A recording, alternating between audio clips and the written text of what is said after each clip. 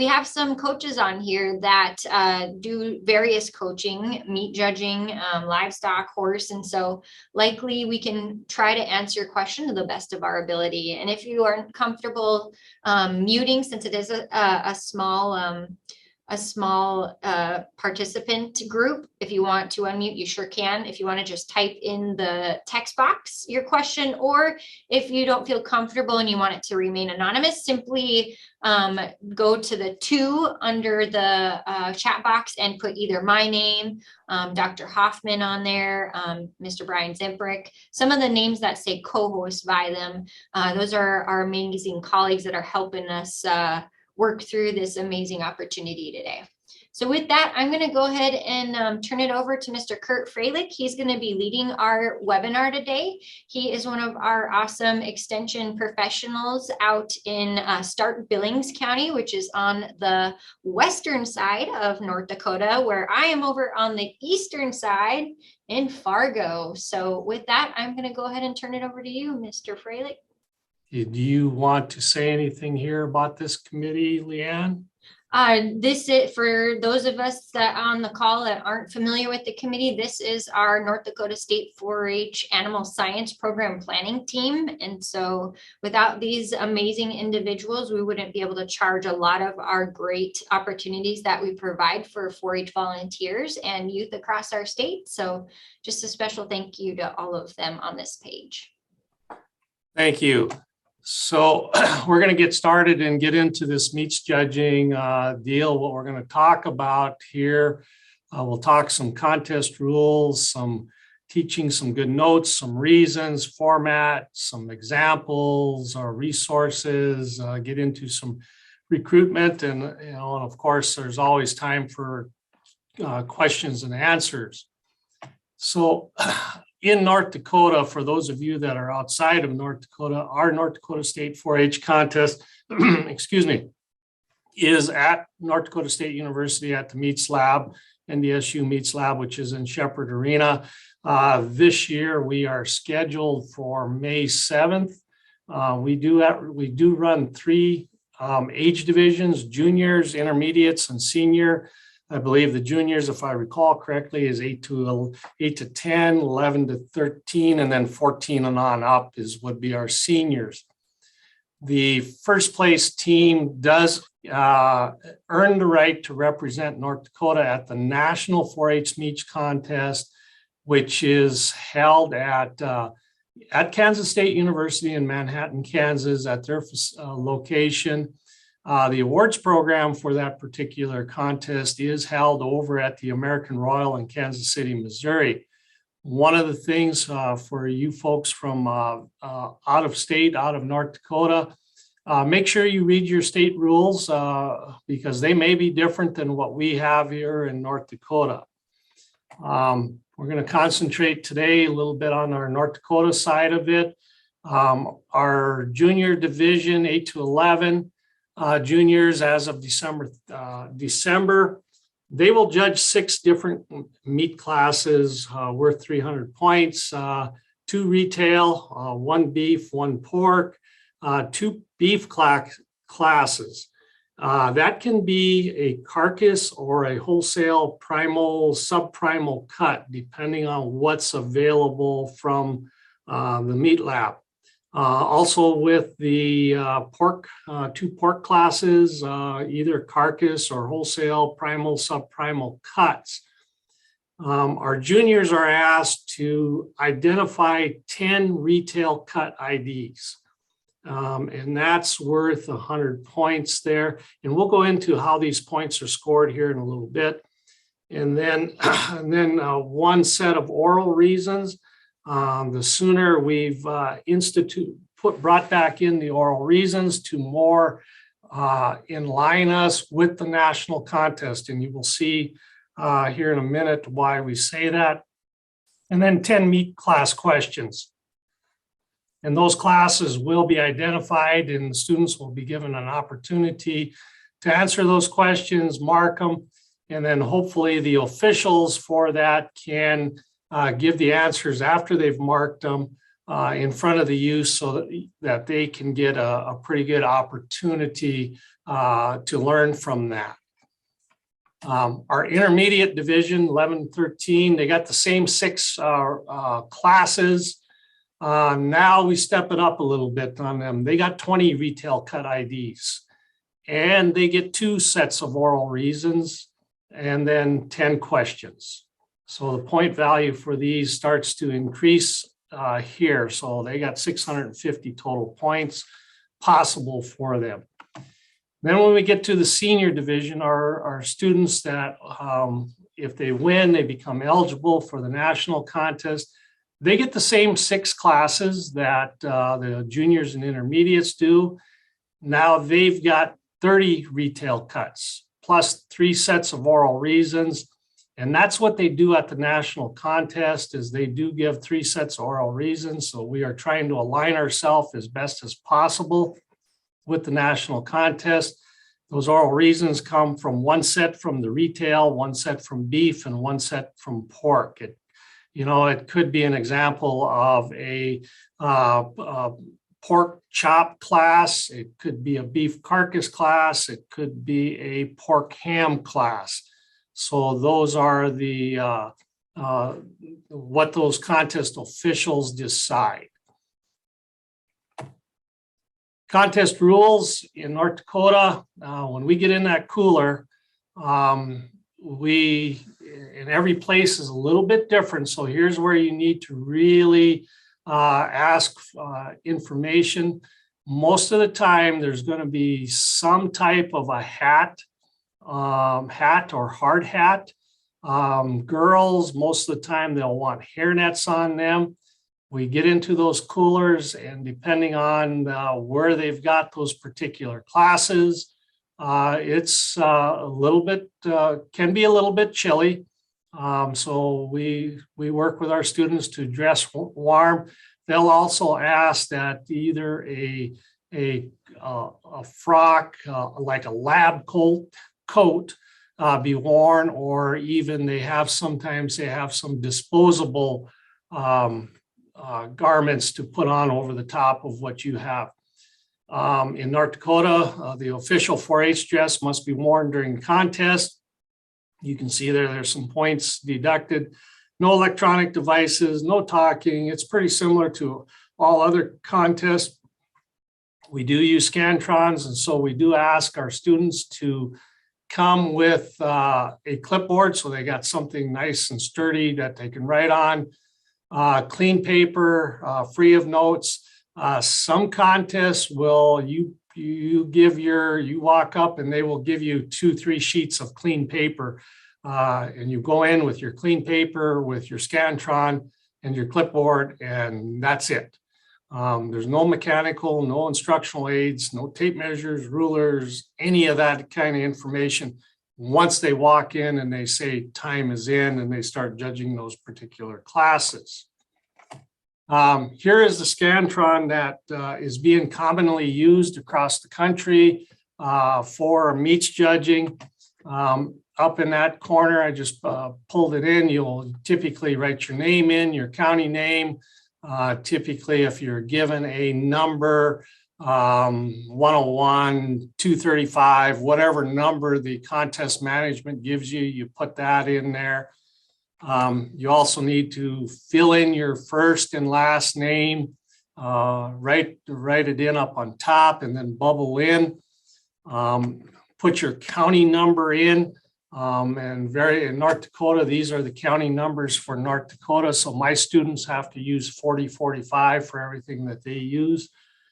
Some states may, if you have more than 5 contestants, more than 4, whatever your rules might be, they may have you set up teams within your county. So here's where you might put in 01, 02, whatever team that might be.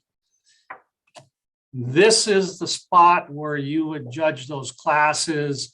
And here's very critical, so that the students, if they start out, not everybody's going to start on class 1, not everybody's going to start on class 6.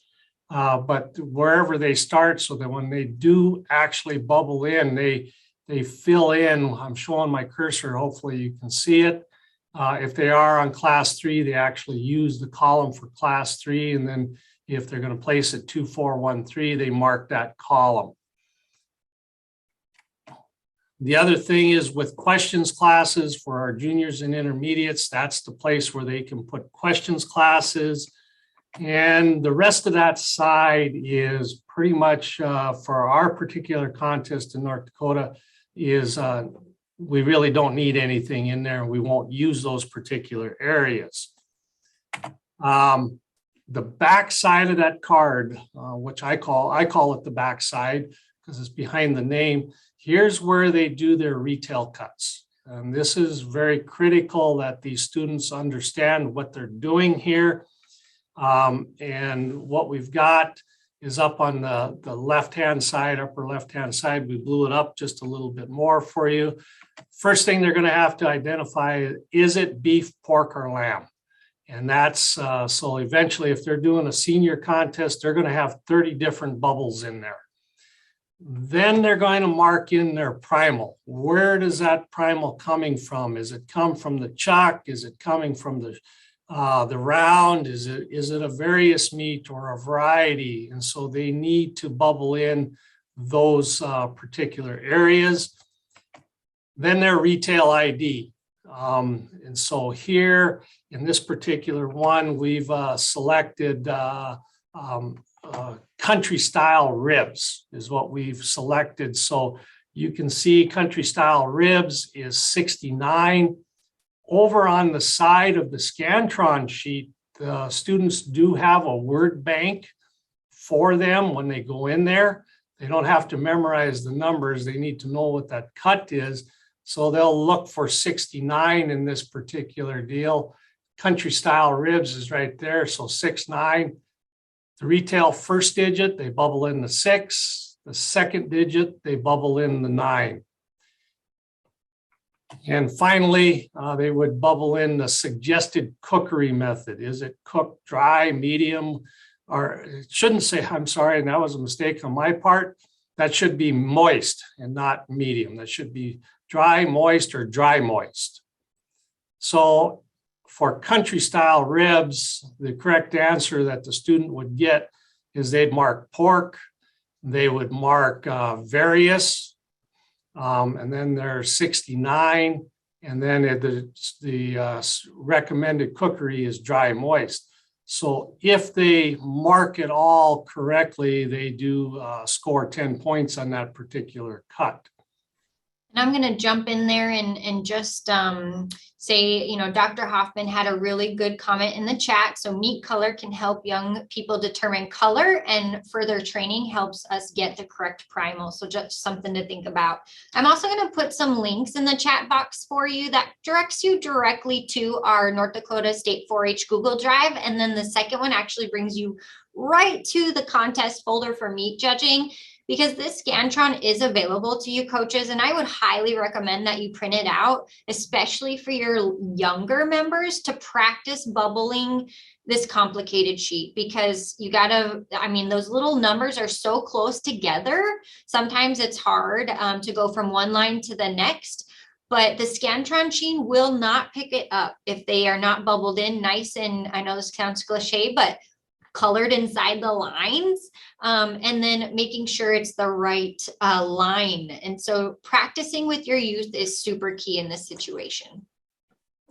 Thank you, Leanne. I was just going to go into a little bit of that. So typically in the contest, they will put 3 tables out, or maybe just 2 tables. It depends on contest management.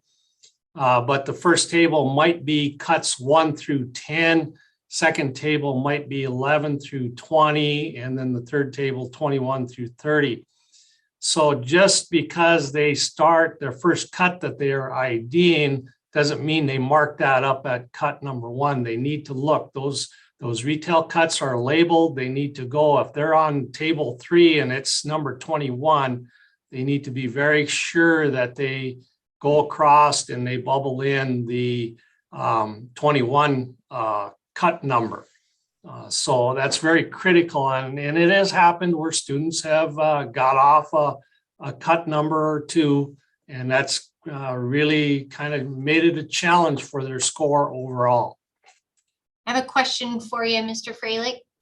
Why wouldn't country style rib primal cut be H for rib or rack instead of the N for various? Because it can come from the ribs, or it can come from down lower. So they've changed it. There was a change made in that about 4 years ago, and that was made on the national level. Excellent. Thank you so much. And a quick comment from Dr. Hoffman says that steaks will be different cookery from roast in general. Yes. And there is some guide sheets that we'll give you here in a little bit on and helping you trying to coach this stuff and teaching it. So here is our North Dakota 4-H Junior Meat Division. So these are the cuts that are available for contest management to pull out and pull 10 of these particular cuts out for the juniors. So those younger folks don't have to know a lot of them, and quite a few of these cuts are, there's some key factors in these cuts that make them fairly easy to identify. And you can see here the cookery is suggested here. As we go to the next age division, these are all of the cuts for the intermediate. And so those first 10 that were for the juniors are included in this list, and we've just added some more. So you can see in the, when we start talking some of the steaks over on the beef side, most of them are cooked on the dry side. We get up into the chuck area, most of that is cooked moist. So there are some things in there that as a coach you can pull up and try to help your students to remember, when that cookery comes up when they start marking it. And finally, here is on the right-hand side, here is the full list. I think there's about 120 different cuts that contest management can pull 30 out for the senior 4-H.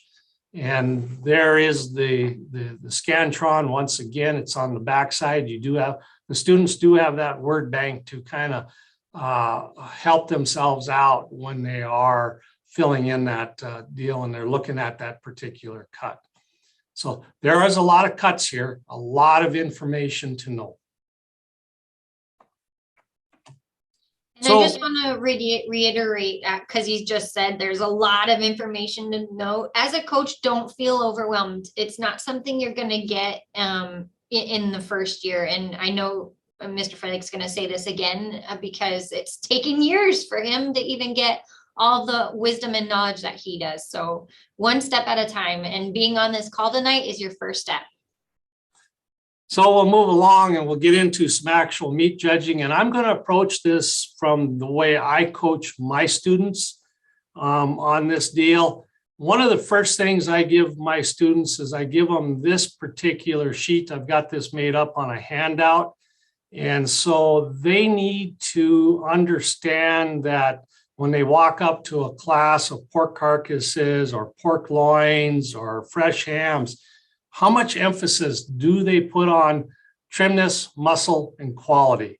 And you will see the TMQB referred as we go along here tonight. It's always in that order: trimness, muscle, quality.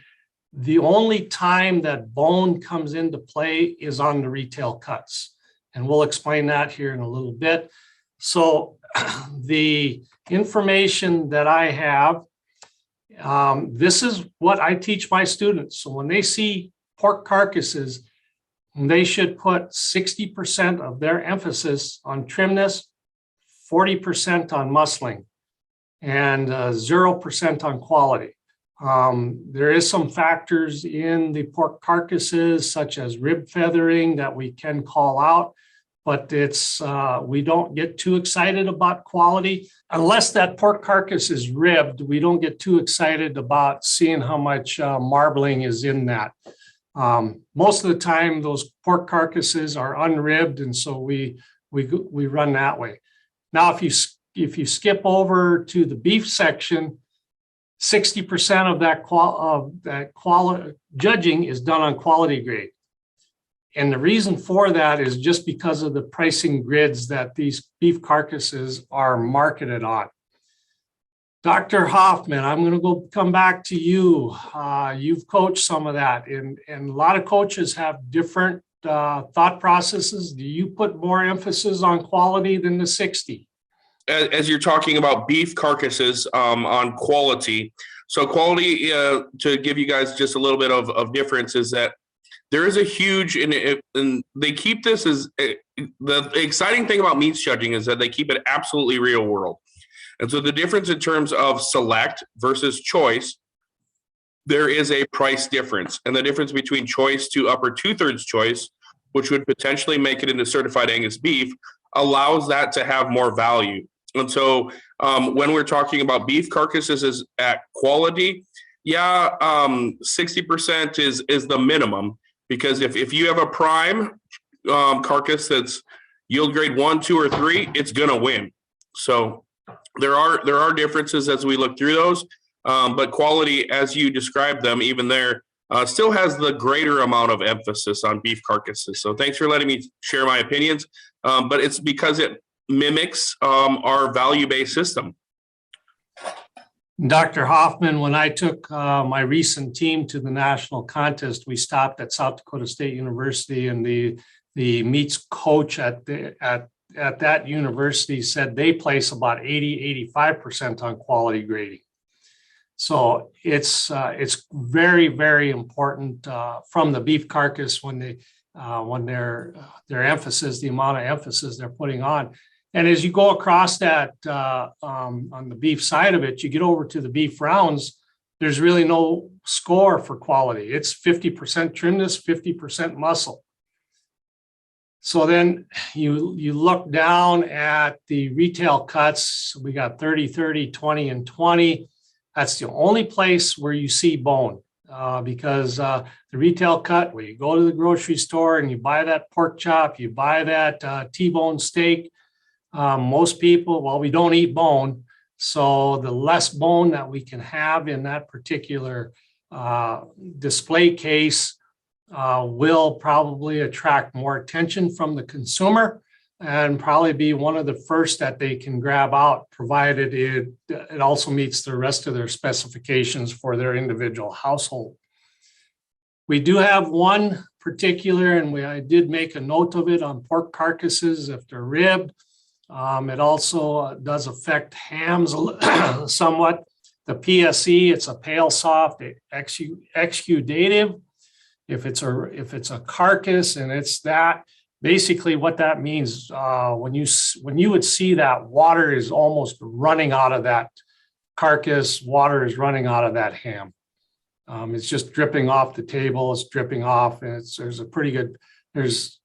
not a good sign for that particular. In all of the years that I have worked with students, I think I've come across one PSE ham. And so it made it for a simple decision, and that for that particular class, we placed it last, and we walked away. Kurt, and we have an example, of course, as we move to out this evening's function on retail cuts. But as long as those are all acceptable on quality, one thing to keep into consideration, even if this is pork or beef, is that some people prefer less marbling, like Alora's lean program, and some people prefer more. And so knowing that, it's also important to realize that retail yield, which includes trimness and muscling, as it says there of 30 and 30, those are the most important things, is retail yield of trimness and muscling on retail cuts, like you said, Kurt. You bet. Thank you, Dr. Hoffman. The next thing that I do with my students is they need to learn the primal cuts of the 3 species. because when we get into the into the retail cut end of it, they do need to understand lamb.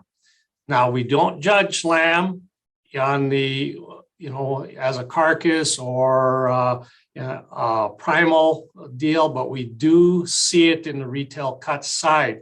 So typically I've got sheets here that I use that, and you've got the sheet in front of you with the answers in front. They get the sheet without the answers, and they've got the word bank on the side, and I allow them to fill in the blanks and see how correct. And we go over this in our practices, just about every practice, especially our younger students and our intermediate students.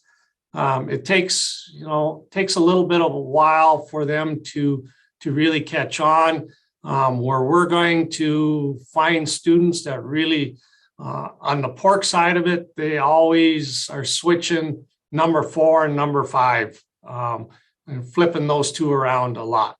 So, but we go through it because that really drives home the point. Because on the retail cut, I tell them they have to tell me the species first, then the primal, then the retail cut name, then the cookery method, in that particular order. So they need to know this stuff. So we're going to come back into the quality grading. On the left-hand side, you can see we've got 8 quality grades in beef cattle. Prime, choice, select, standard, down to canner. We do not do in the 4-H contest at North Dakota, nor on the national level, do we do quality grading. If the students would go on and they would go into a collegiate end of things, yes, they will do some quality grading. And so they need to understand this, because this comes back into play when we're judging those beef carcasses, beef loins, beef short loins, and so forth. It's also helpful in their reasons room when they start talking that. The prime carcass placed first. They can use it from that perspective.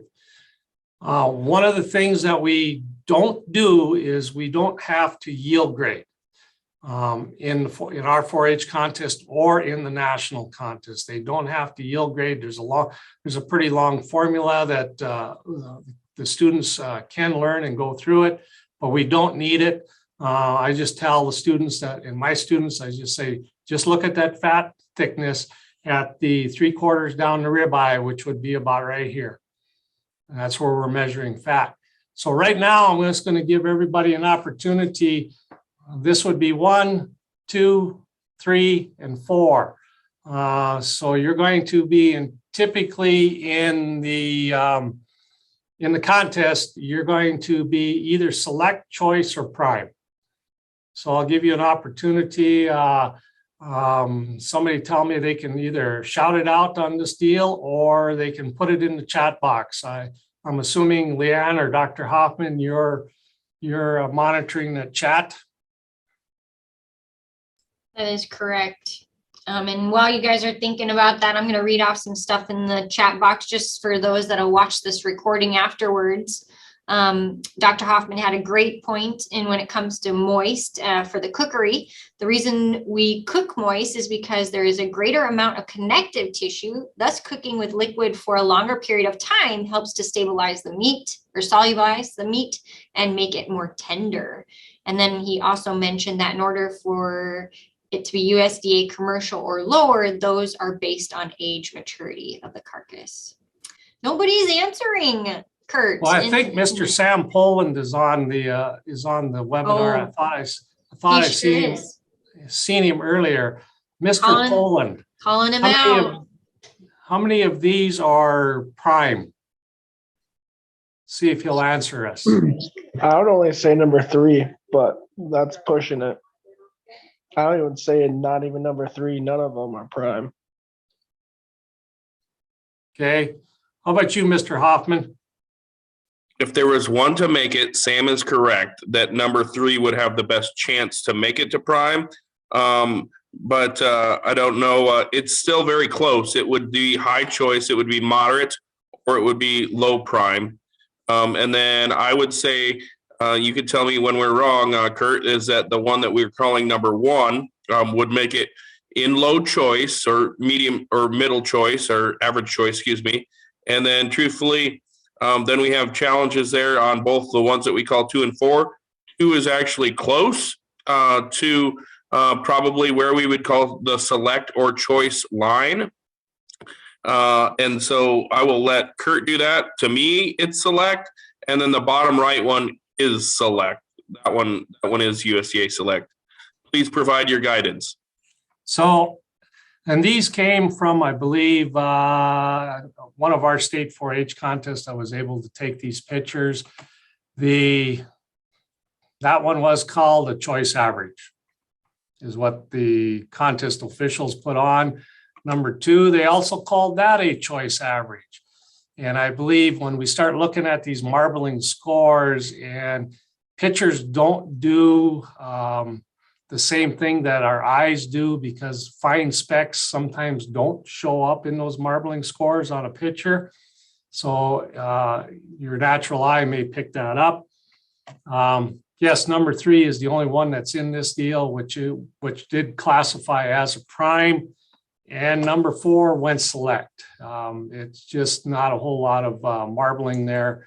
So, and this is very important that students do know some of these, because on our national contest this particular year, they put 2 carcasses in the contest. I called one a choice low, and they were both choice high. And it really affected the placing in the end. So, just being able to quality grade and get them into the right categories helps those placings overall and helps your scores. So quality grading, here's a chart that we asked that we use in the meat industry. In the meat industry. On the left-hand side, you can see that's the quality scores, marbling scores, practically devoid, trace, slight, all the way up to abundant. It's the degree of marbling. And then going across the top, it's the bone, the age of the animal. And typically in a contest setting, these are all majority A bone, some might be B bone. As the animal matures, when they split that carcass, on the end of right by the spine there, that there's a little button there. And as the carcass matures, that button starts to ossify.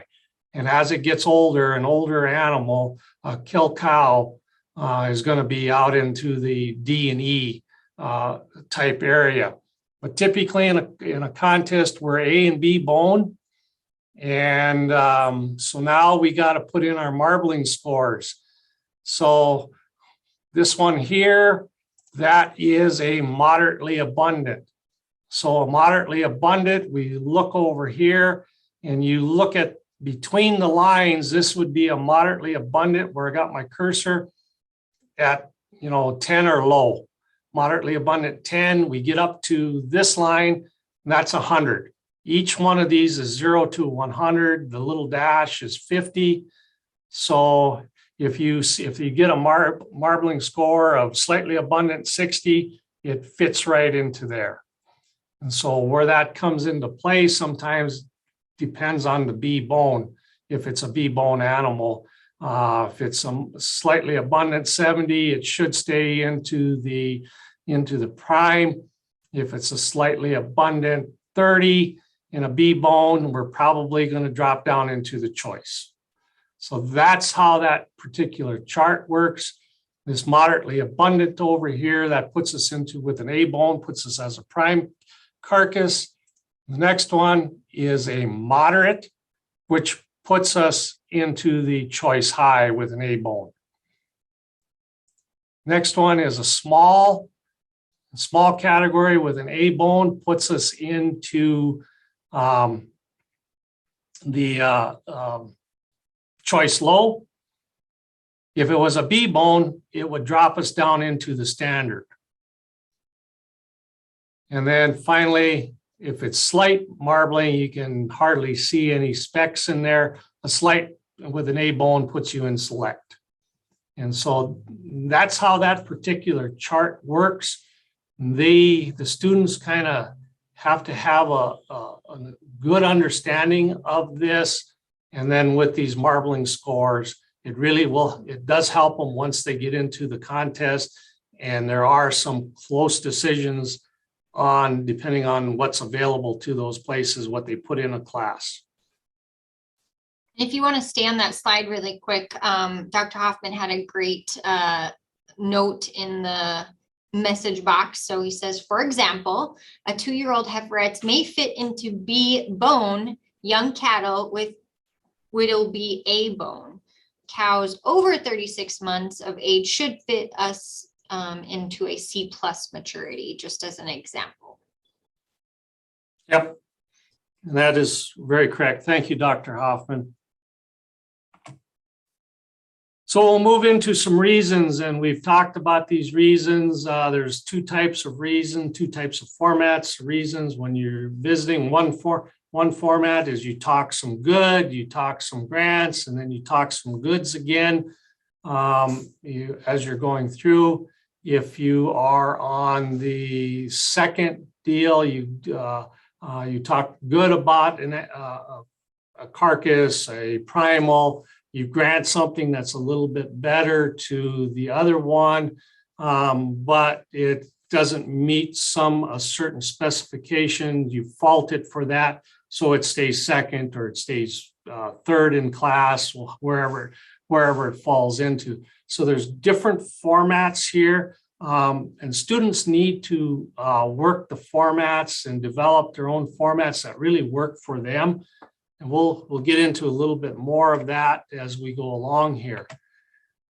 What I do with my students when we are, and my students, because of reasons being given, when we practice in class, they are taking notes. They are practicing reasons. We emphasize reasons a lot. So we set our paper up basically this way. The class name is set up, is it pork carcasses, beef carcasses, whatever that particular class name. The students write down their placing, and then this would be the top pair. And you can see here, trimness, muscle, quality. If it's a retail cut, then they have to have bone in there, okay? And the way I teach my students is, okay, if this is a close pair, close decision, right up here, they're kind of their opening statement, close pair. Or if if 3 easily beat 4, it's an easy top decision. Okay, and then they need to identify down here, why did they, if it's beef carcasses, and we're putting 60-70% emphasis on quality grade, and it's a prime carcass, and it's the only prime, they need to bring that out and just circle. I tell them to circle, mark it as number 1, and then they emphasize, put their notes and shorthand notes. That's the way they do it all the way through. So if it's a close pair up here, maybe it's an easy decision in the middle, quite obvious decision in the bottom. They work through it, and they put all of their information. So TMQ, remember that. It's very, very important. Bone if it's a retail cut. With reasons, and this is not going to change from basically, if you're a meats judger versus a livestock judger, maybe a horse judger, accuracy, the big items, you need to do some of that stuff. Identification. I tell my students to help them remember a class. If there's something that sticks out in that particular class, and it might stick out to one student, but it may not to the rest of them, just write it down, because and as they're studying their notes and they look at that particular deal, maybe there was a particular a knife cut someplace that caught their attention, and it might help them remember that. I've even seen it, the color change could be an issue. I've even seen it where in a class of hams where they've had a right-sided ham, 3 of them, and they put 1 left-sided ham in the class. So, just it helps them remember. Organization, always remember important items are first. Get your big reasons in there in those pairs and keep that trimness, muscle quality, and if it's retail class, bone. The other aspect, and we'll get to this in a little bit, terminology. There's a lot of terminology here because when they start talking pork carcasses, is it trimmer over the clear plate? Where is the clear plate? They need to understand those things. Their expression, their attitude, it all comes to play. Minute 30, minute 45 is where we gear these students for. When my students start getting to that point, and I'm time stopping them with a stopwatch, they hit that minute 45, we're having a little bit of a discussion about, okay, you're starting to push it a little bit. We need to ratchet back and maybe shorten them up. If they're really getting into detail, too much detail, we need to kind of clean it up and make it a little bit more clear and concise. A little bit more on the oral reasons, delivery flow, emphasis, some critical important words. How is their speed? Some students get to it talking pretty fast. Some students are more deliberate and kind of, you sit there and you listen to them and you go, okay, we need to speed up a little bit. We got to talk just a little bit faster. They need to be very clear and concise in their delivery, how they're doing it, using good transitions, industry terms. There's all kinds of information out there. American Meat Science has got some information, the criticisms, positive intent.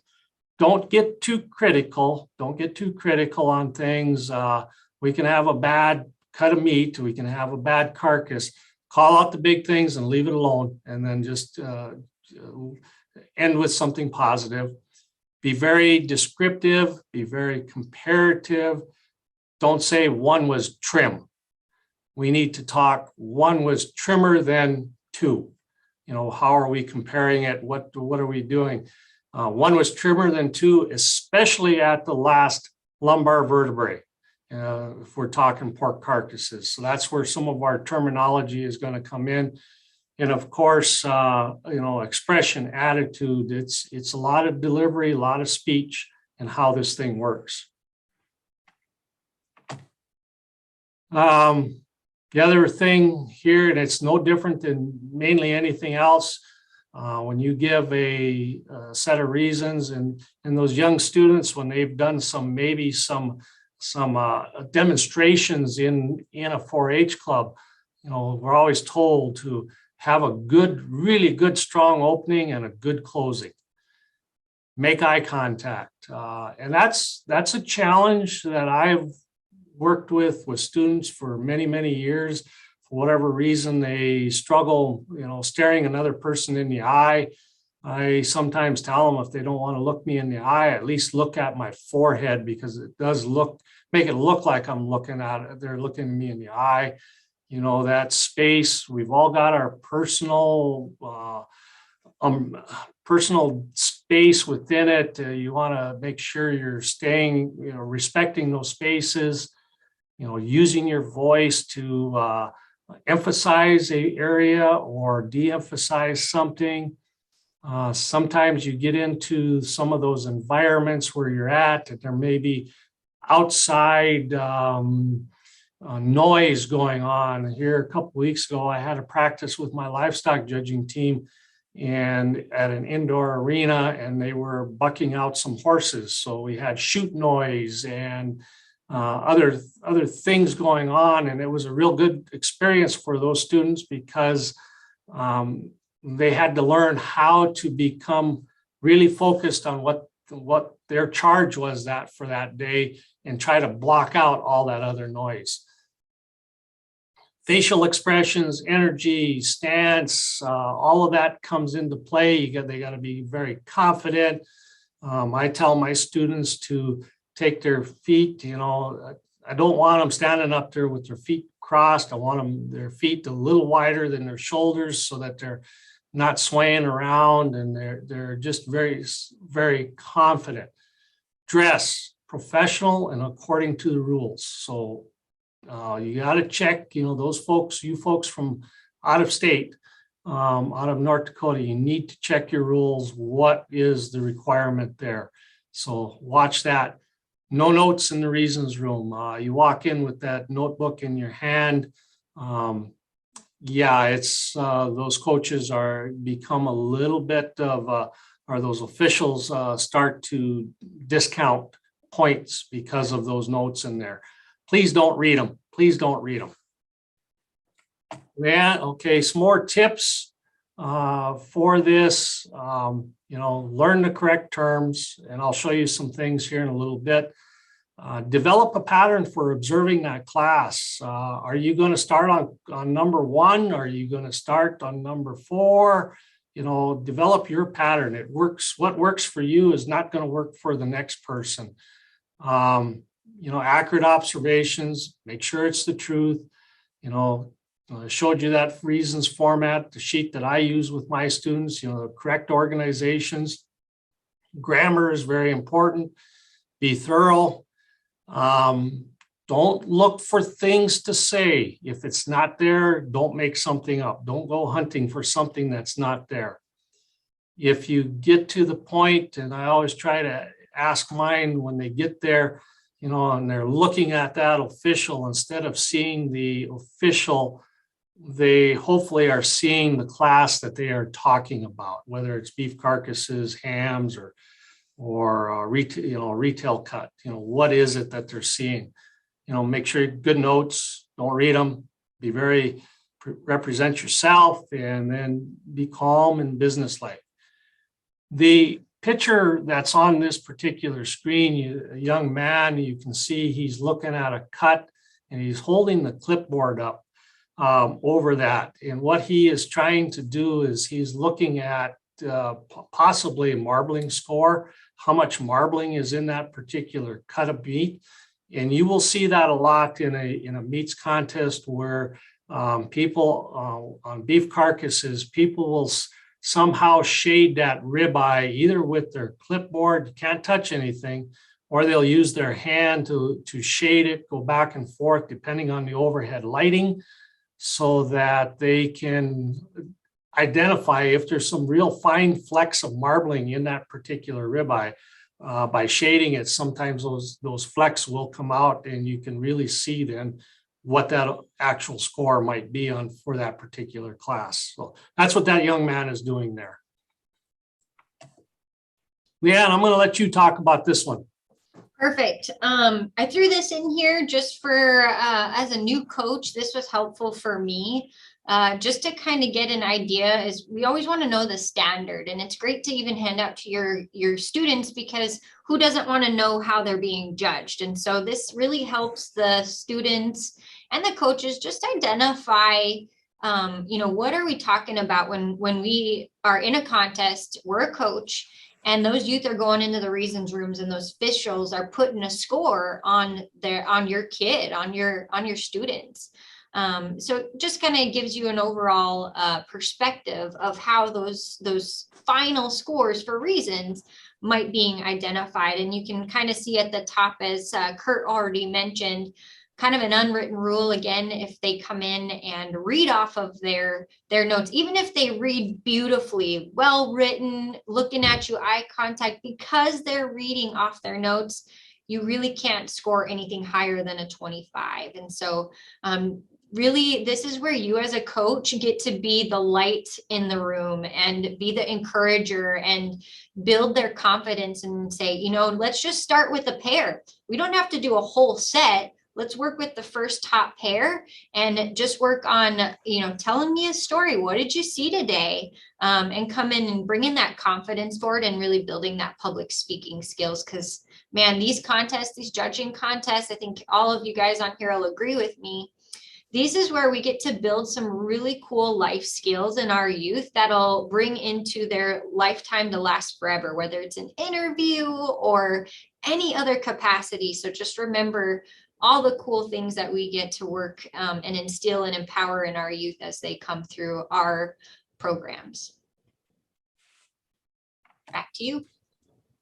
Okay, so here's a sample pork sirloin chop class. This was from the state 4-H in North Dakota, a contest, one of our state contests.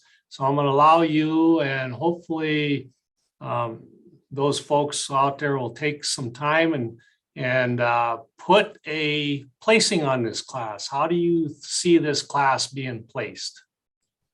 Be brave. No wrong answer, coaches. Put something, even if you want to secretly message me, commit to something. Just like you teach to your youth, make them commit to something, even if it's wrong. Remember that mistakes are the portals to discovery. So this is where we get to grow and we get to learn.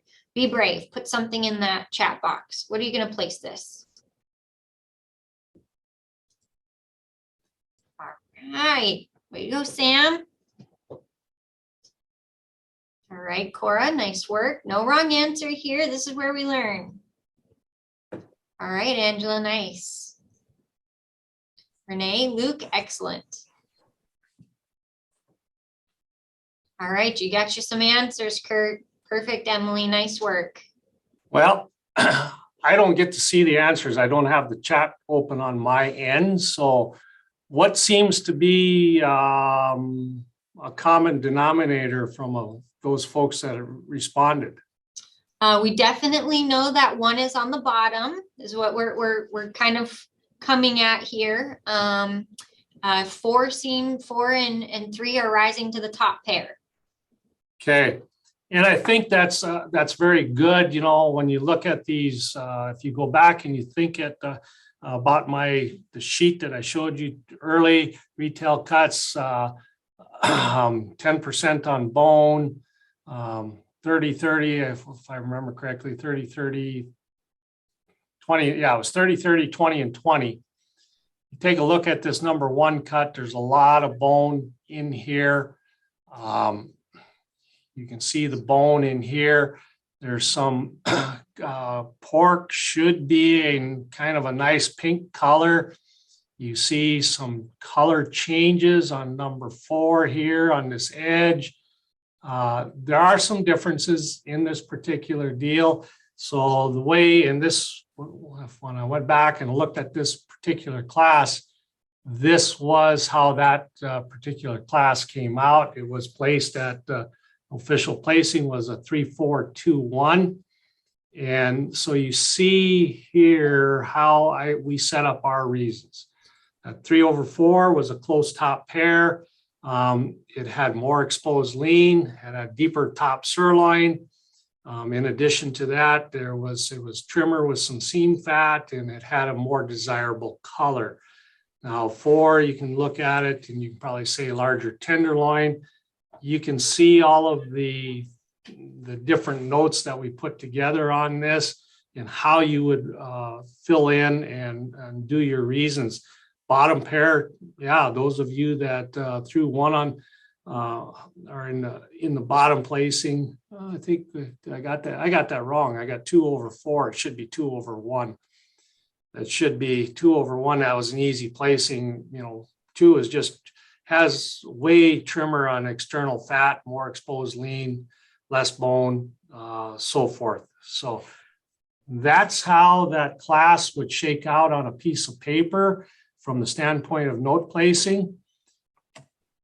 And Leanne, I'll let you take that and run into this. Perfect. And that we can only show these different things because as a coach, it's nice just to have options. Each youth learns differently. And so as a coach, we have to kind of identify that and help them be the best that they can be. 4-H is all about making the best better. And so this is what we've used in horse judging, and that's what I used when I started my teams. I coached at the University of Florida. It just gives them an idea of what on earth is the format for reasons. We all know reasons is scary. It's something that can be very intimidated. Oftentimes, it is the most common part that steers our youth away from these contests. So this is just something that helps them identify to write things out and get the format. You can kind of see at the top, the opening statement. This is where your seniors can get more creative and come in and identify something a little bit more complex. Then I place the pork hams 1, 2, 3, 4. They can be a little bit more identifying in pairs. You know, I came and found an easy top pair in 1 and 2, that blah, blah, blah, logical third, and an easy bottom who clearly was PSE, you know, really coming out and identifying that. Top pair, maybe this is where you just work with your youth to identify 1 or 2 things. Obviously, when we think about reason sets, like a teeter-totter, you don't want them to say a whole bunch in the top pair, 1 thing in the middle pair, and then a whole load of things in the final pair. We really want to try to make those even sets.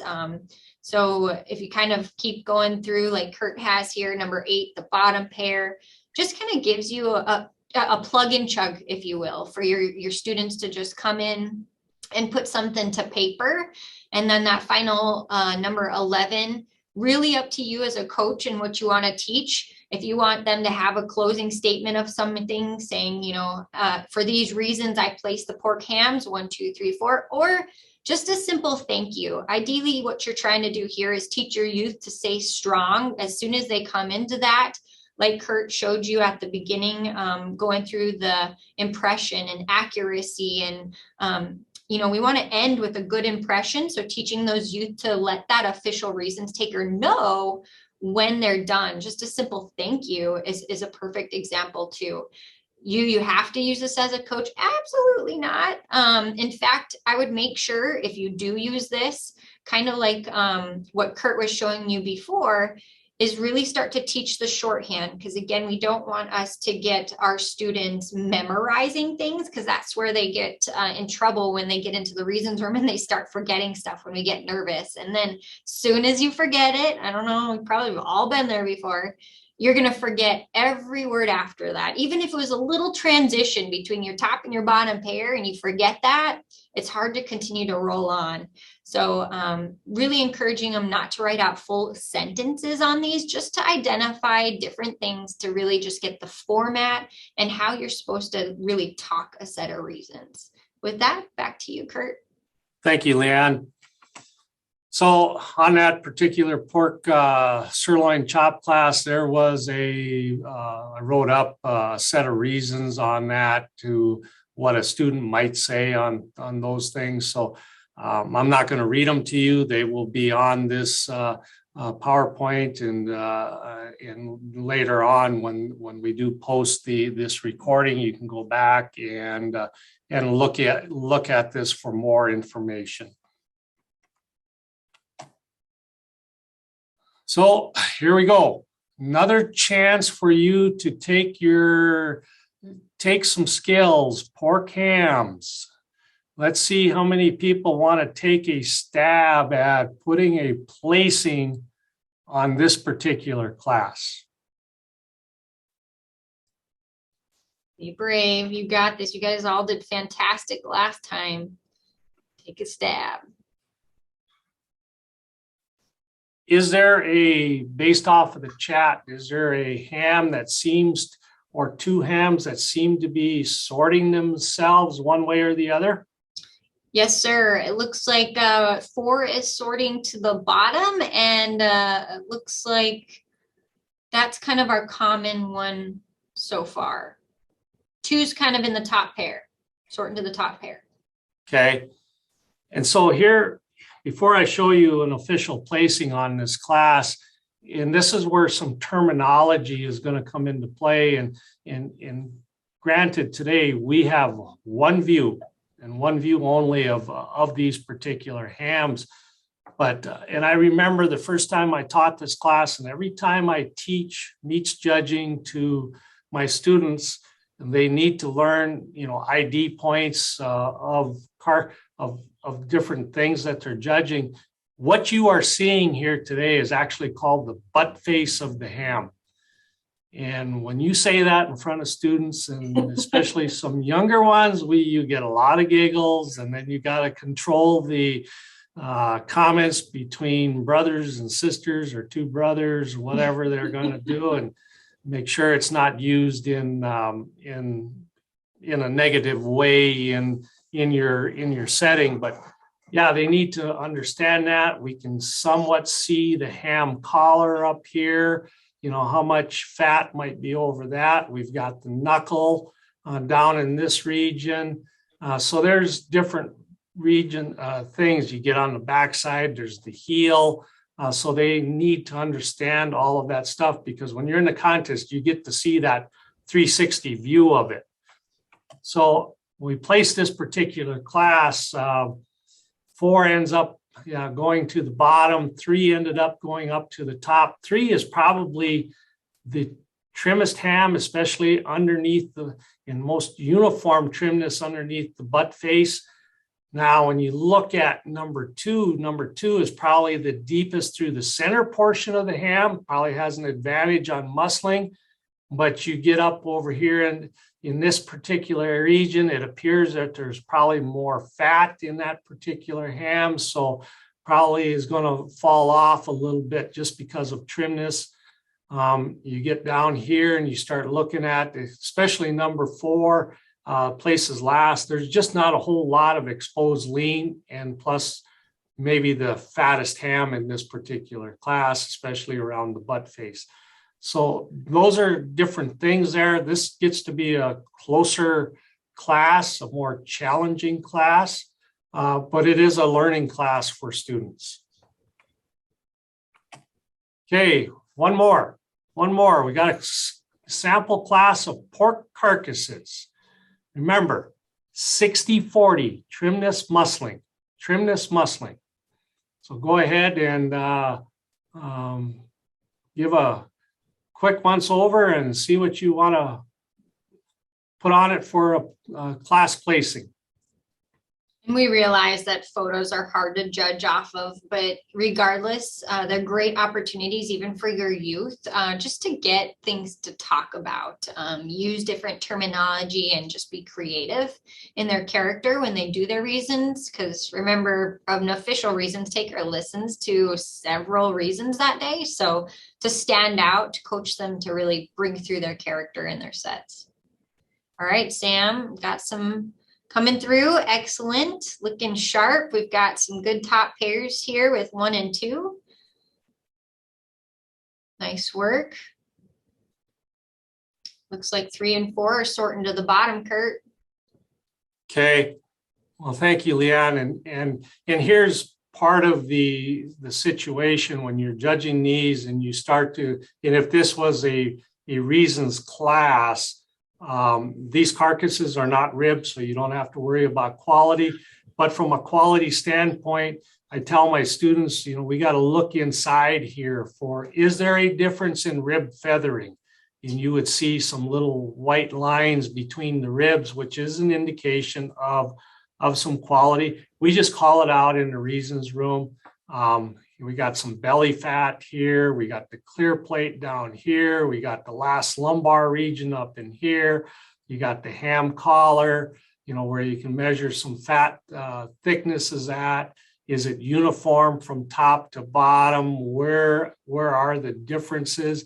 Sometimes there's some KPH, kidney pelvic heart fat, especially on beef carcasses, that might be hanging in there. You can you call that stuff out if you see it.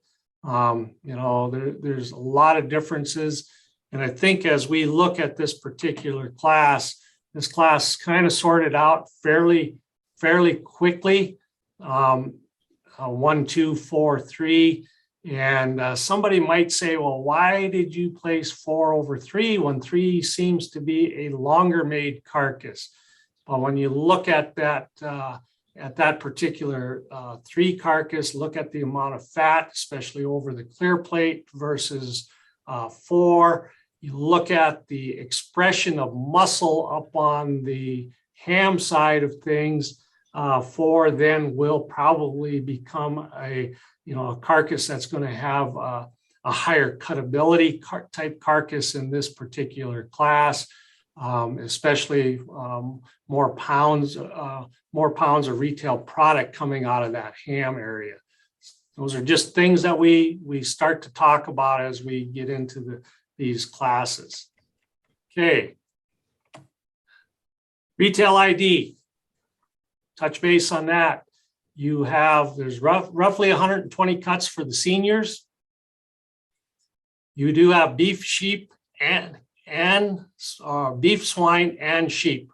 This is the only place in North Dakota 4-H where the sheep comes into play.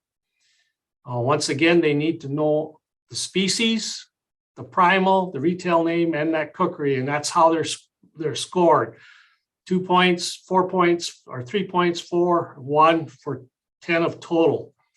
There is also within species, there is some variety cuts, heart, liver, kidney, various cuts, hamburger, hock, different various cuts. I just listed a couple there. So those are kind of the how this works, and they're laid out on a table just like the pictures show. And in this particular case, I'm going to Sam, if you get the top one wrong, you and I will have to go back and restart over. Sam, what is it? Pork loin, butterfly chop, dry. Yeah. And this is one, and I picked a couple of cuts out here because these are the easy ones. And this is probably going to be on the junior table. And the butterfly chop, you just see, if you see that center line through it, once the students identify it, they never really have a problem. So color comes into play in these cuts. Beef, nice cherry red color.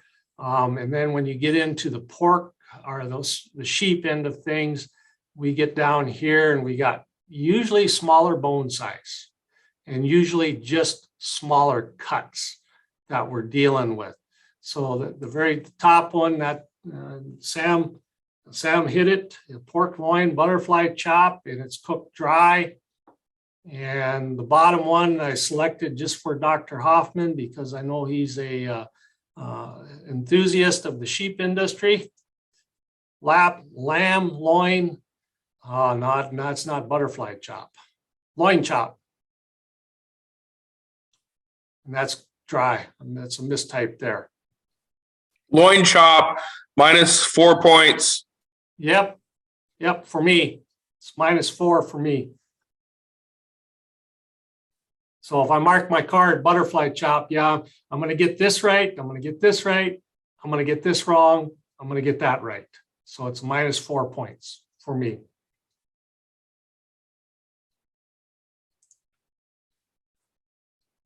I got some information that I go over with, especially my older students, my senior age students. Just like in livestock judging, they have to understand the ID points of the various carcasses, the various primal cuts. And all I put on for this particular situation tonight, I just put up our pork carcass terminology. Where are some of those regions? You can look at them from the side view, from the back view, I guess, if you want to call it, and then where you can see the inside of that particular carcass. You got the navel edge, you got the belly pocket, the last lumbar back fat, the chine area, the clear plate area, the first rib, and so forth, the elbow pocket. It's all in there.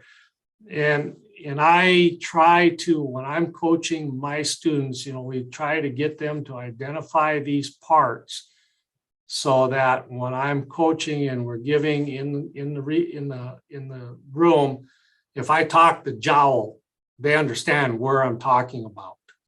If I talk the sirloin region, they understand where I'm talking about, so that they can go right to that in their mind and look at those particular classes from that particular standpoint. So now, when you stop and think about this, there's pork carcasses, there's beef carcasses, there's beef rounds, there's beef short loins, beef loins, beef ribs.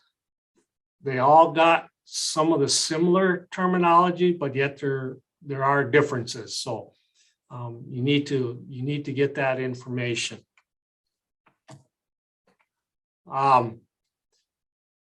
One of the things that I do, and I'm going to play this video. This is an 11-minute video, but I'm not going to play it that long. This video come from Texas A&M. They talk in this video. They set up their note card. They show it on there how they placed a particular class. I'm going to let that play a little bit so you can understand what they are doing. And then I'll stop it, pause it, and I'll fast forward so that you can actually hear a full set of reasons and what a full set will sound like. As you'll notice on this website, there's a pork carcass class, and we're going to use this class to illustrate note-taking to you on this particular class. So if you notice, if you've already gone through the class, it was placed 4, 3, 1, 2. So as we've talked about before, the first step that we want to do is go through and put our numbers here. The next thing that we want to do is take our topic sentences for each pair. If you notice in the top pair, muscling would have been the biggest difference, but it wasn't a very large difference, so we're going to use a term like advantages to indicate that it was only a small difference between those two. These two carcasses, if you notice, if you remember from the class, were very close in terms of their placing and of their makeup. So another thing that you can do is bring out the fact that it was a close pair. So you can just write close right here. That way indicating to you when you prepare your reasons that you knew it was a close pair, so you can bring that out in your reasons.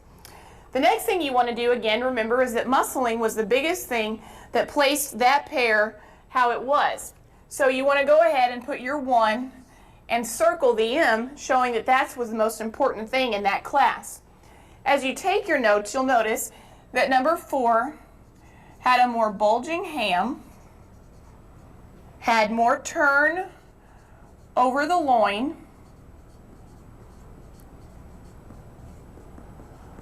and had a more muscular shoulder. Another thing that 4 possessed over 3 was the fact that it had less fat over the clear plate. When you get through looking at this pair, you'll notice that those are the only advantages that 4 had over 3. So then you want to move to your Grant side and take the notes on the carcass 3, the advantages that he had over 4. If you notice, 3 had a more prominent sirloin,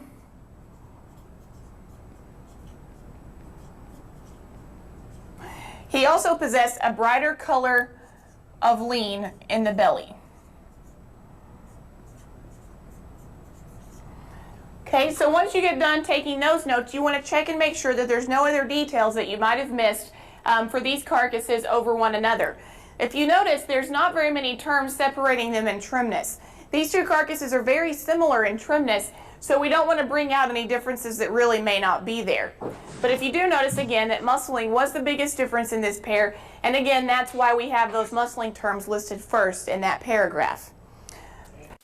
So I'm going to pause it here and I'm going to drag this forward. She continues on and does the middle pair, the bottom pair, and the end of it. So I'm going to drag it over here and try to get to where the official set is going to be given. I think I'm pretty close, so we'll let her play from here. Loin and shoulder. So we want to go ahead and bring all of those things out, and then again you want to use your percentage statement to tie it all in together. You want to use the lowest percentage of the 4 lean cuts. Again, a term that's specific only to pork.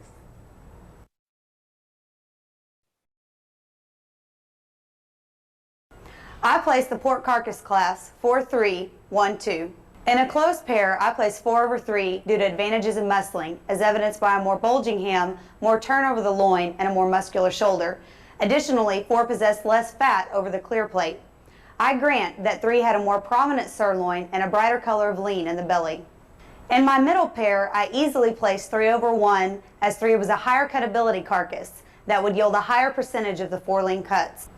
3 possessed less fat opposite the first rib, last lumbar vertebra, over the collar, extending from the belly pocket to the navel edge, and over the clear plate. Additionally, 3 had a more muscular ham, a plumper sirloin, more turn over the loin, and a more bulging shoulder. I grant that 1 possessed more feathering in the rib cage. In my bottom pair, I placed 1/2, as 1 was a trimmer, more muscular, higher cutability carcass. 1 possessed less fat opposite the first rib, last lumbar vertebra, over the collar, along the navel edge, and over the clear plate. Additionally, 1 had a more bulging ham, a thicker loin, a plumper sirloin, and a more muscular shoulder.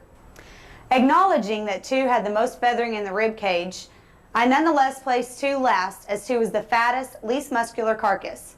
2 possessed the most fat opposite the first rib, last lumbar vertebra, over the collar, along the navel edge, and over the clear plate. Additionally, 2 had the least muscular ham, sirloin, loin, and shoulder. Therefore, 2 would yield the lowest percentage of the 4 lean cuts, and thus placed last. So I use that particular video with my students all the time. I think it's one of the best. I found it on YouTube, and all I did was I typed in 4-H meats judging, and it comes up. It's a very good video, and I think it does a nice job of explaining their note-taking. It also does a nice job of explaining what a really nice set of reasons does look like. Resources that I use, retail meat flashcards.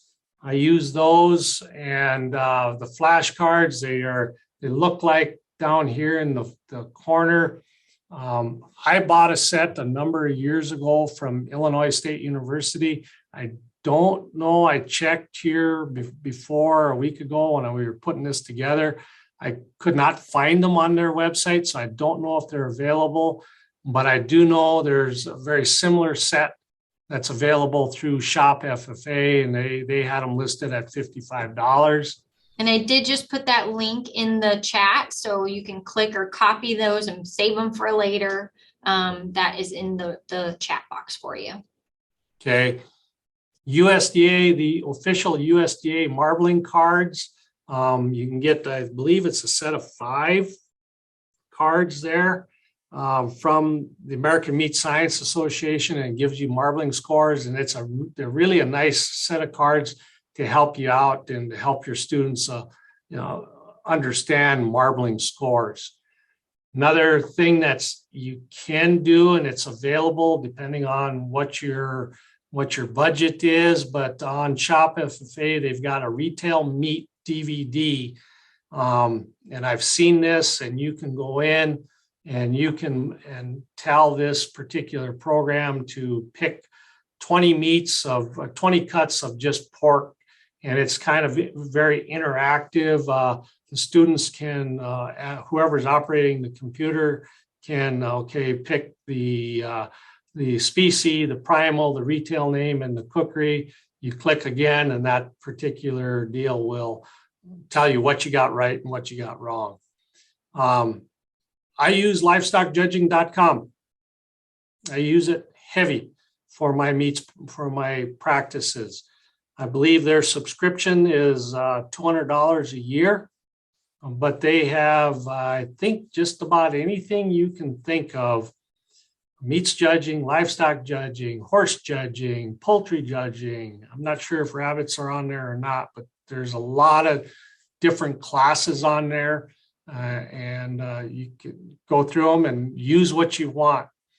The American Meat Science Association, they do have some USDA ribeyes with some scores. They also have various other resources on their particular website. So just go American Meat Science, and that'll come up, and you can work through it. I think there's a tab called students, and then it comes up meats judging. Google, YouTube, search meats judging, search 4-H meats judging. There's a lot of good websites, Texas A&M, Texas Tech, Nebraska. A lot of them have resources there, various classes. One of the challenges that we have here in North Dakota is we have out here in Dickinson, we do have a locker that's not that far away, but what kind of animals is he going to have in the cooler? Do they have cooler space? Can you get in? If you want to try that, you just have to work with your local processor. And a lot of them are really pretty good. If you tell them you got like a 4-H meats judging team, they'll say, yeah, come on in on X day and we can work with you and we'll have some things, some different carcasses. They may even have some, they probably wouldn't have any meat cuts because a lot of them are dealing, they're just a custom exempt place. And so they're dealing with that particular individuals that they are processing for. The other thing that I do a lot is I take my students to the local grocery store. I just go to the grocery store and I go over to the meat counter and for a retail ID, find a cut. Yeah, they're going to be labeled, so you got to find one where you can kind of cover up the label with your hand and have them identify it for you. So that's it gets to be a challenge that way, but it does work. You can make that work. And thank you guys. I see you guys are already working on the poll that I just shot out there, just seeing curious if this was helpful. And when you guys jump off tonight, there's a couple more slides left, so don't jump off yet. You're going to get a survey and we would love to know any feedback that you might have. So thank you guys. So recruiting students, how do we get students that get into this? I strongly suggest my livestock judging students do it.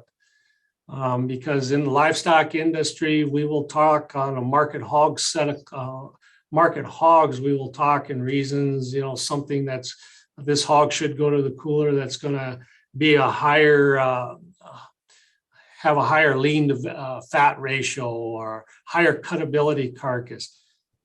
They get into the meat side of it, and that animal is just hanging there. There's no more guessing what it is. What you see is what it is. All of that stuff is taken out of it. Introductory meetings about meats judging, there's all kinds of different ways. Leanne suggested earlier, bring in, 3-4 meat cuts from the grocery store and see if the kids can identify it. I take flashcards, my students, when we get them in here, I lay flashcards out and I say, go have fun for a little while. See what you can identify. I take my older kids and I have them kind of quiz the younger ones, work with the flashcards, because when they start doing that, they're also teaching themselves. If you can do it, go out and find a cut of meat on the beef end of it, something that's choice and versus something that's select. Grill it up, cook it up, have some taste testing. It's whatever to make it fun, and that's the biggest thing. You have to make this fun for those young people, and because if they don't have fun, they're not going to come back. So we're at that stage, questions and answers, and I'm going to stop sharing, Leanne. I don't think unless you got some more slides you want to show off. Just one more slide, just in case anybody's on here. We do have 2 more webinars coming up. So if you want to click to that next slide, Kurt, it's just going to show a couple more. We've got the Quiz Bowl coming up and the Dairy Cattle on March 9th. And all of these are recorded. They will be on our NDSU YouTube. Let me share that link for you guys, because that will come out.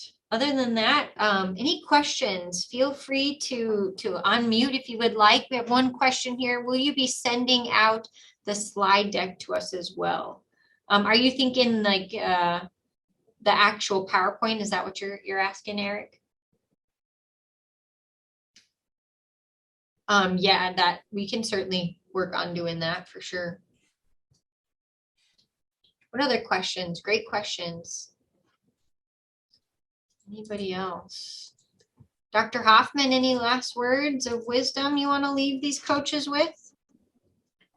Well, I provided just a little comment in there in saying that even as we describe these, as you consider on your judging of, I think there was great information on the muscle and trimness and quality, as Kurt described that. And so when you're describing each of those classes, muscle, trimness, and quality is very important. And then the other thing that at least has the most impact in terms of our 4-H program here at North Dakota State University is that that with that, the retail cuts, whether you design that, and Kurt, you know this as well, that if you really want to win and succeed at those, continuing to teach young people about the species, the primal, and the retail cut and the cookery is what will help to set you apart from the rest of them. And so from a coach's standpoint, as you prioritize those, it's basics in terms of the classes, but then don't forget about the retail cuts, because that can kind of help you pull everything together to be highly competitive. Thanks, Leanne. Tremendous job, Kurt. And we look forward to future involvement with all you guys as coaches for our 4-H programs in North Dakota and afar. And don't think that there's lots of other free tools out there like Quizlet or Kahoot. And so if you're just trying to get some of that information down and trying to quiz your youth, those are like apps they can download on their phone for free. And so we're always good at sending home some stuff to work on for our participants, because we know that we can't teach everything in our 4-H meeting. So, don't be afraid to use some of those other resources that are out there. Emily has a great question. Under the resources, tell me again what the S is under the TMQS. What was there an S? I don't remember. No, it should be B. TMQB. For Trimness, muscling, quality, bone. Yeah, sorry if there was an S on there somewhere. And Thank you, I want Eric, for the comment. Much appreciated. I want to echo what Dr. Hoffman said about the retail ID. This year at the national contest in last October at Kansas State, team from Texas won that contest. They had 3 young ladies on their team. They came out of the retail ID with a perfect score of 900. They knew their retail ID. Well, that's all that we have for you folks. If you don't have any other questions that are burning, and again, please feel free to ask them. That's why we're here tonight. We hope that you have a fantastic year coaching and wish you all the best of luck.